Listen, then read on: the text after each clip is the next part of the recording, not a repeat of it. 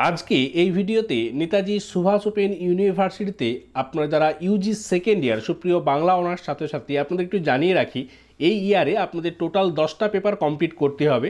বাংলা অনার্সের জন্য আপনাদের টোটাল 6টি পেপার, পাশাপাশি দুটো পাস পেপার এবং এখনও দুটো কম্পালসারি পেপার, টোটাল 10টা পেপার আপনাদের কমপ্লিট করতে হবে। তো এই অনার্স পেপার যে আপনারা 6টা কমপ্লিট করবেন, তার প্রথম পেপার CCBG-05। এই যে HBG-5 বা CCBG-05 এই পেপারে কি কি রয়েছে, কোনগুলো আপনাদের পড়তে হবে, কোন কোন বিষয়গুলো, সেই যে সিলেবাস, সেটা আমরা এই ভিডিওতে আমরা অল্প বিস্তর জানব। পরবর্তী ভিডিওতে আমরা এক এক করে ক্লাস নিয়ে আসার চেষ্টা করব। আজকের এই ভিডিওতে আমরা CCBG-05 বা যেটাকে বলা হয় HBG-5, তো সেই HBG-5-এ কী কী রয়েছে সেটা আমরা জানব। এই যে দেখতে পাচ্ছেন HBG-5 বা CCBG-05, এইখানে আপনাদের যে সূচিপত্র এইখানে দেখতে পাবেন। এই যে দেখুন, এইখানে আপনাদেরকে জানতে হবে, আপনাদের প্রথমে জানতে হবে সেটা হচ্ছে চর্যাগীতির পরিচয়। এই চর্যাগীতি, চর্যাপদ, সেটা আপনারা এর আগে ফার্স্ট ইয়ারে কিছুটা জেনেছেন, এইখানে একটু বিস্তারিত আপনাদের জানতে হবে। সেই চর্যাগীতির পরিচয় আপনাদেরকে প্রথমে পড়াশোনা করতে হবে। তারপরে সেই যে চর্যাগীতির পাঠ, 1 নম্বর চর্যাপদ, 5 নম্বর, 6 নম্বর, তারপরে 28 নম্বর এবং 33 নম্বর চর্যা, এই এতগুলো কিন্তু আপনাদের এখানে জানানো হয়েছে, সেগুলো আপনাদেরকে পড়াশোনা করতে হবে। পাশাপাশি আপনাদেরকে পড়তে হবে শ্রীকৃষ্ণ কীর্তন কাব্য, বড়ু চণ্ডীদাসের শ্রীকৃষ্ণ কীর্তন কাব্য, তার সাধারণ পরিচয়, এছাড়াও কী কী তথ্য রয়েছে সেগুলো আপনারা এখান থেকে জানতে পারবেন। তারপরে শ্রীকৃষ্ণ কীর্তন কাব্যে একটা অংশ, রাধাবিরহ অংশ, সেটা আপনারা এই CCBG-05 থেকে জানতে পারবেন। এরপরে মডিউল 1 হয়ে গেল। মডিউল 2তে আপনারা জানতে পারবেন বৈষ্ণব পদাবলী।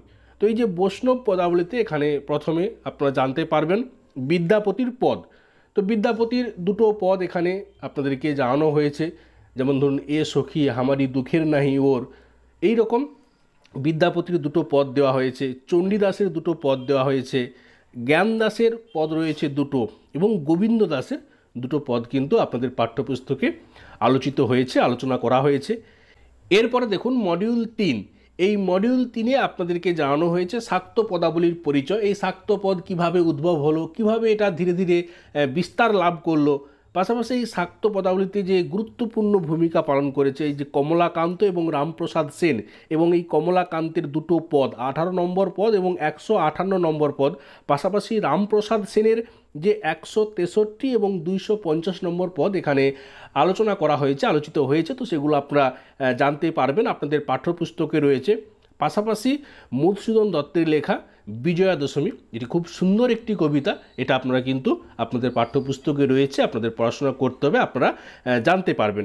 এরপরে দেখুন আমরা চলে যাব মডিউল 4। মডিউল 4-এ রয়েছে এখানে কৃত্তিবাস ওঝার যে রামায়ণ, সেই যে রামায়ণের যে 7টা কাণ্ড এবং সেই 7টা কাণ্ডের মধ্যে যে একটি কাণ্ড অরণ্যকাণ্ড, এই অরণ্যকাণ্ড কিন্তু এখানে মানে অল্প বিস্তর, এখানে একটু বলতে পারেন যে একটু বিস্তারিত এখানে আলোচনা করা হয়েছে।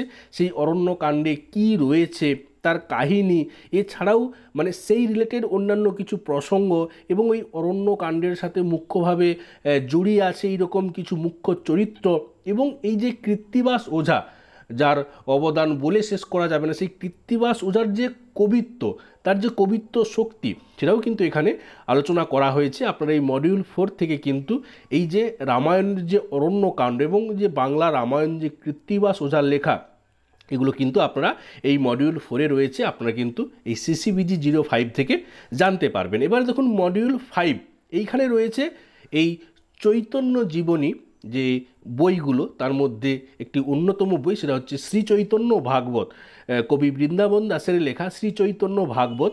এখানে কিন্তু আপনারা জানতে পারবেন শ্রী চৈতন্যের জীবন জানতে পারবেন, এবং একটা যে খণ্ড আদি খণ্ড, সেই আদি খণ্ডের 2য় থেকে যে 4র্থ অধ্যায় এখানে কিন্তু আলোচনা করা হয়েছে, সেটা আপনারা এখানে জানতে পারবেন। এবং শ্রী চৈতন্য ভাগবতে যে কোন কোন যে মেন বিষয়, সেটা কিন্তু এখানে অতি সংক্ষেপে আপনাদেরকে জানানো হয়েছে, সেটা আপনারা জানতে পারবেন। এবং কবিকৃতি এবং কাব্যে পরিস্ফুট সমাজচিত্র, অর্থাৎ এই যে শ্রীচৈতন্য ভাগবত, এখানে সেই সময়কার তৎকালীন যে সমাজচিত্র যেটা ওইখানে তুলে ধরা হয়েছে, এইভাবে কিন্তু আপনাদের এই যে CCBG-05 বা HBG-5 এটা কিন্তু মানে কভার হয়েছে আপনাদের বইতে। এই গেল সূচিপত্র। এবারে আপনারা ধীরে ধীরে বইপত্রগুলো পাবেন। তার আগে এই যে এনএসওইর যে অফিসিয়াল অ্যাপ রয়েছে সেই অ্যাপে হয়তো আপনারা এসএলএম আকারে পিডিএফ হয়তো অ্যাভেলেবেল হয়ে গেছে ইতিমধ্যে।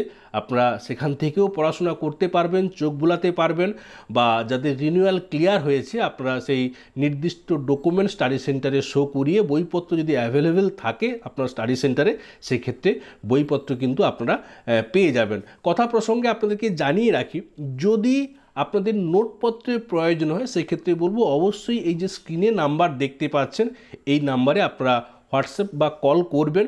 সেক্ষেত্রে যেভাবে নোটপত্রগুলো দেওয়া হবে, আপনাদের এই যে নতুন সিলেবাস, আপনাদের যেভাবে নাম্বার প্যাটার্ন, যেভাবে নাম্বার ভাগ করা হয়েছে সেটাকে কিন্তু মাথায় রেখে সেইভাবে কিন্তু নোটপত্রের কোয়ালিটি মেনটেন করা হয়েছে, এবং অতি অবশ্যই নোটপত্রগুলো পড়ে আপনাদের অনেকটা কম সময়ে আপনারা কিন্তু অনেক কিছুই জানতে পারবেন। এর পরবর্তী ভিডিওতে আমরা সিসিবিজি 06 নিয়ে আলোচনা করব। আজকে এখানেই শেষ করছি। আপনারা প্রত্যেকে ভালো থাকুন, সুস্থ থাকুন। আপনাদের প্রত্যেকের সুস্থতা কামনা করি। ধন্যবাদ।